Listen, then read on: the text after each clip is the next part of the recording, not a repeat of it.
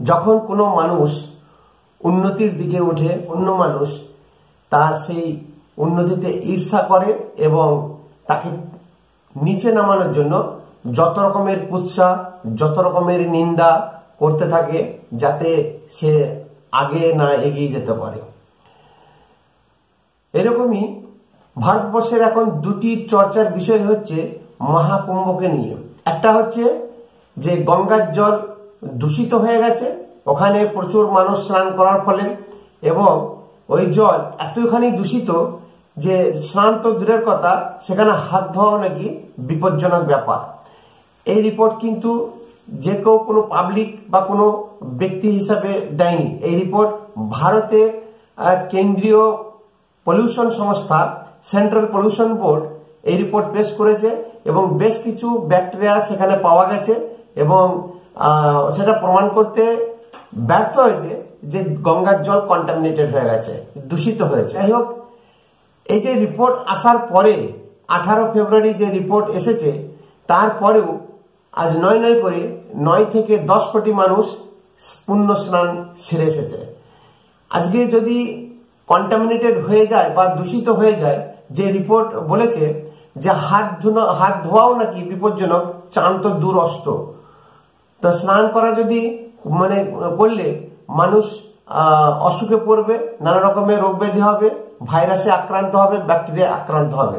তাহলে এই রিপোর্ট আসার পরেও 9 থেকে 10 কোটি মানুষ স্নান করলো কি করে? আজকে 9 করে যেটা রিপোর্ট, 64 থেকে 65 কোটি মানুষ হিন্দু সনাতন ধর্মী এবং শুধু তাই নয়, অন্য ধর্মাবলম্বীও স্নান করেছে এই মহাকুম্ভে। তাহলে যদি কন্টামিনেটেড হতো, দূষিত হতো, তাহলে আজকে হাসপাতালে পা রাখার জায়গা থাকতো না। এখন কথা হচ্ছে, এটা একটা বিষয়। 2 নম্বর হচ্ছে যে মহাকুম্ভকে মৃত্যু কুম্ভ একটা আখ্যা দেওয়া বা বদনাম করা। মহাকুম্ভে যে স্ট্যাম্পেড হয়ে কিছু মানুষ প্রাণহানি হয়েছে, রেলওয়ে স্টেশনে কিছু স্ট্যাম্পেড হয়েছে, হবে। আমাদের ভারতবর্ষে জনসংখ্যা এত বেশি এবং হিন্দু বহুল দেশ, 116 কোটি হিন্দু এখানে বাস করে। তার মধ্যে 64-65 কোটি মানুষ যদি সেখানে যায় স্নান করতে, তাহলে স্বাভাবিকভাবে যতই প্রশাসন টাইট থাকুক, মিলিটারি নামিয়ে দিলেও কিন্তু সেখানে কোনো কিছু করার থাকে না। এটা হতে থাকবে। এই শুধু তাই নয়, কোনো জমায়েত, কোনো মিটিং, কোনো রাজনৈতিক নেতৃত্বের মিটিং হোক বা কোনো এর মধ্যে ধর্ম সম্মেলন হোক, এরকম বহু জায়গায় কিন্তু স্ট্যাম্পেড হয়েছে এর আগে। আজকে কিন্তু সেটা নতুন নয়। কিন্তু সেই জিনিসটা স্ট্যাম্পেড হবে কেন, তার যে সুবন্দোবস্ত, সেইটার দিকে আঙুল না তুলে এখন যেটা আমাদের আস্থা, হিন্দু সনাতন ধর্মের যেটা আস্থা, কুম্ভ স্নান, গঙ্গা স্নান, গঙ্গা সাগর স্নান, যাই বলুন, এই আস্থার উপরে যদি কেউ চোট পৌঁছায়, সেটা খুবই খারাপ লাগে। আমরা সনাতনী হিসাবে সারা ভারতবর্ষে যত হিন্দু ধর্ম আছে, আজকে মমতা ব্যানার্জি বিধানসভায় উনি মহাকুম্ভকে মৃত্যু কুম্ভ বলে আখ্যা দিয়েছেন, বক্তব্য রেখেছেন। শুধু তাই নয়, এটা মৃত্যু কূপ বলেও অপমান করেছেন। মৃত্যু কুম্ভ হয়ে গেছে, মৃত্যু কুম্ভ হয়ে গেছে, মৃত্যু কূপের মতো, মৃত্যু কূপের মতো। আমরা ভারতবাসী যে যাই পার্টি করি, সে লাল পার্টি করুক, কংগ্রেস করুক, টিএমসি করুক, বিজেপি কি করুক, বা যে যাই দল করুক, সবার শেষে আমরা কিন্তু হিন্দু এবং প্রত্যেকেই কিন্তু মহাকুম্ভতে স্নান করতে গেছিল। আজকে কোনো এরকম লক্ষণ রেখা টেনে রাখিনি যে তুমি অমুক পার্টি করো, তুমি কুম্ভ স্নান করতে যাবে না, বা তুমি কুম্ভ স্নান করতে পারো না, গঙ্গা স্নান তুমি করতে পারো না, এরকম কোনো কিন্তু কোথাও বাধ্যবাধকতা নেই।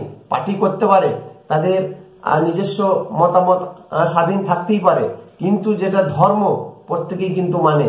এটা সে লাল পার্টি করুক, কমিউনিস্ট হোক বা যেই হোক, আজকে কিন্তু প্রত্যেক মানুষকেই কুম্ভ স্নান করতে দেখলাম টিভির পর্দাতে, বা আমরা পার্শ্ববর্তী এলাকায় যাদেরকে আমরা চিনি, যারা গেছিল, তাদের মুখেও আমরা কিন্তু শুনেছি।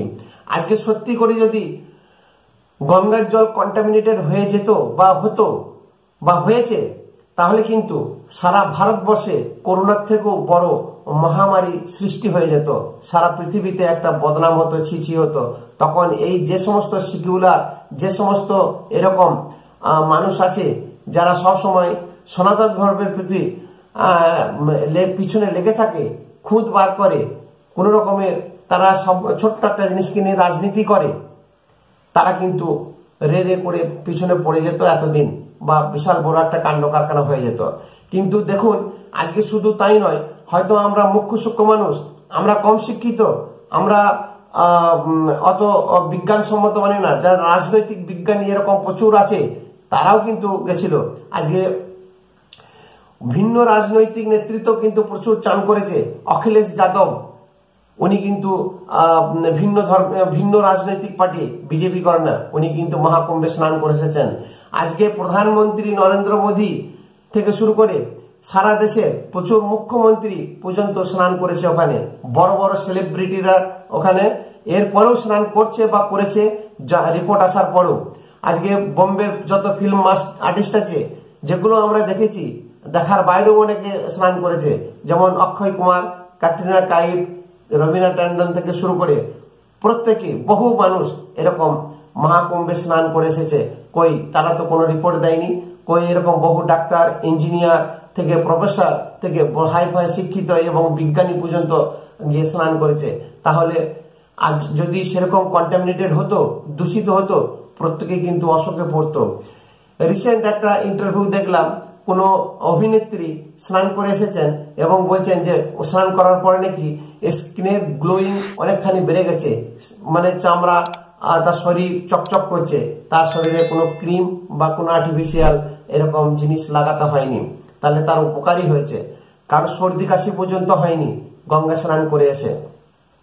তাহলে যে রিপোর্টটা দিয়েছে বা যে রিপোর্ট করেছে, আমি বলছি না যে সেই রিপোর্টটা মিথ্যা, কিন্তু সব থেকে বড় জিনিস হচ্ছে যে ভারতবাসী সনাতন ধর্মের আস্থার এতখানি জোর বা মনের জোর, ঈশ্বরের প্রতি টান এতখানি যে তারা কোনো কিছু রিপোর্ট, কোনো বাধা বিঘ্নকে পাত্তা না দিয়ে আজকে এখনো পর্যন্ত দলে দলে মানুষ সেখানে যাচ্ছে।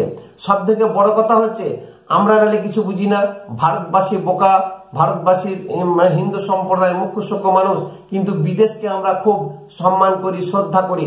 আজকে সারা বিদেশ থেকে এই 64-65 কোটি লোকের মধ্যে 4 লক্ষ বিদেশি, যারা অনেকে সনাতনীয় নয়, খ্রিস্টান ধর্মাবলম্বী, তারাও কিন্তু স্নান করে গেছে।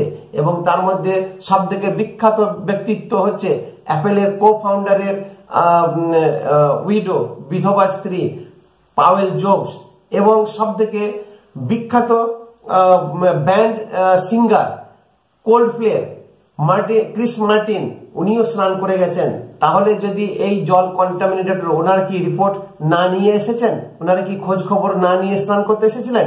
এরকম প্রচুর কেমব্রিজ ইউনিভার্সিটি থেকে শুরু করে, লন্ডন থেকে শুরু করে, অস্ট্রেলিয়া, ব্রাজিল, বিভিন্ন দেশ থেকে, আজকে রাশিয়া থেকে এসে এখানে স্নান করেছে, সনাতন ধর্মে দীক্ষিত হয়েছে।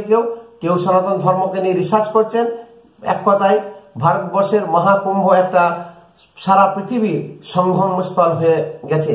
ওর মধ্যে থেকে যাদের খুঁত বার করা বা যাদের জ্বলন এ থাকবে, এর কোনোদিন নিবারণ হবে না। যারা নেগেটিভ চিন্তা ভাবনা নিয়ে করে বা যারা নেগেটিভ চিন্তা ভাবনা নিয়ে ব্যস্ত, প্রত্যেক জিনিসই যারা নেগেটিভ জিনিস খুঁজে বেড়ায়, তাদের এরকমই হবে বা এরকমই খুঁজবে। কোনো ভালো কাজ করতে গেলে অল্প একটু আধটু খারাপ কাজ হতেই পারে, ভুল ভ্রান্তি হতেই পারে। মানুষ কাজ করলেই ভুল হয়, যে কোনোদিন কিছু করে না তার কোনোদিন ভুল হতে পারে না। এই যে কুম্ভ মেলা নিয়ে বা মহাকুম্ভ নিয়ে সামান্য হলেও একটু যেন বিতর্ক তুলে দিলেন। উনি বললেন যে 144 বছরের মহাকুম্ভ হয়, এটা আমার কিন্তু জানা ছিল না। সঠিক হতে পারে, না জানা হতেই পারে, অনেকেই জানতো না বা আমরাও জানতাম না যে 144 বছর পর মহাকুম্ভ হয়। আমরা শুধু জানতাম পূর্ণকুম্ভ, অর্ধকুম্ভ বা কুম্ভ মেলা, এটুকুই আমাদের জানা ছিল। স্বাভাবিক, কারণ আমাদের মধ্যে কালচারটা নেই। আমরা সনাতন ধর্মী মুখে বললেও আমরা সনাতন ধর্ম নিয়ে পড়াশোনা করি না, আমরা ধর্মগ্রন্থ পড়ি না। আমরা সনাতন ধর্মটাকে ছোট থেকেই আমাদের মনের মধ্যে একটা বিদ্বেষমূলক ভাব ঢুকিয়ে দেওয়া হয়।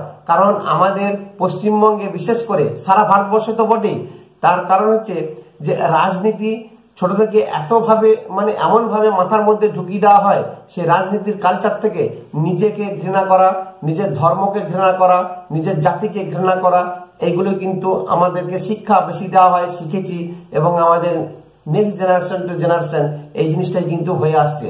তাহলে আমরা জানবোটা কি করে? অন্য ধর্মাবলম্বী কিন্তু সেই জিনিসটা করে না। তারা যে যাই করুক, কমসে কম তারা নিজের ধর্মটাকে আগে মানে, পড়াশোনা করে বা পড়াশোনা করায়, সে যে যাই করুক। একমাত্র হিন্দু ধর্ম বাদে বা হিন্দু সনাতন ধর্মী মানুষরা এই জিনিসটা কিন্তু করে না, এই কালচারটা কিন্তু নেই। যাই হোক, উনি যে মন্তব্য করেছিলেন উত্তরপ্রদেশে মহাকুম্ভের যে আয়োজনের উপরে যোগী আদিত্যনাথকে, পরোক্ষভাবে যোগী আদিত্যনাথও কিন্তু বিধানসভাতে ঠিক উত্তরটা দিয়েছেন। उसको वह मिला, गिद्धों को केवल घास मिली, गंदगी मिली,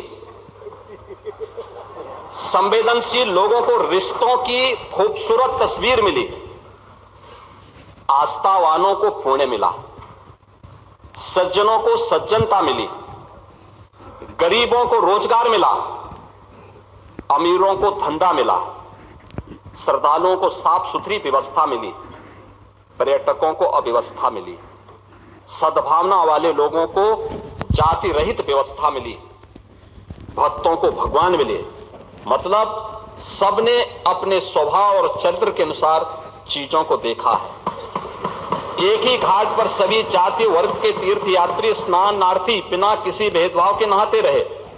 सनातन की सुंदरता आखिर समाजवादी और वामपंथियों को कैसे नजर आएगी, लेकिन इनके द्वारा लगातार किए जाने वाले प्रश्न इनकी नियत को ही संदेह के दायरे में खड़ी करती है। ভিডিওটি যদি আপনাদের ভালো লাগে অবশ্যই লাইক, শেয়ার এবং একটা সাবস্ক্রাইব করবেন। ধন্যবাদ।